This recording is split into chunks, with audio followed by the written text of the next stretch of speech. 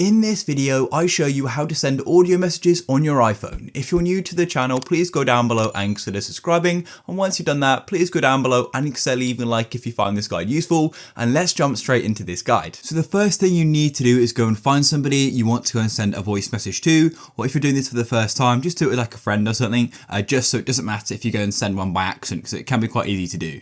Then what you want to do is go and tap on a message so you can go and see your keyboard, and then you need to go and tap on the App Store button to the left of the text box and to the right of the camera button. Then this is going to open up this row of options here, and what we need to do is go and tap on the audio button just like so. And if you can't go and see this, all you need to do is scroll right to the end of this row of options here, tap on more, and then what you can do is go and add it. As you can see, I've got the audio messages. I can tap on it there and it's going to automatically open it up.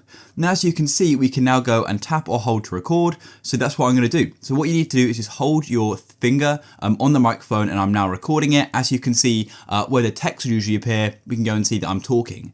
Now, if you want to go and send it, literally just release your finger. But if you want to go and cancel it, what you need to do is drag your finger to the left or right, or just off of the recording button. And as you can see, it'll then say release to cancel. And that's just literally by dragging your finger off of that button. If I drag it back, as you can see, I'm still recording. So yeah, I want to cancel it, so I've moved my finger off, and then it's going to be cancelled. If I actually wanted to go and record one just like this, I would then just hold it down and literally just release it, and then it's going to be sent. Now, if you made an accident and didn't mean to send it, then all you need to do is hold your finger on the audio, which you just sent, just like so.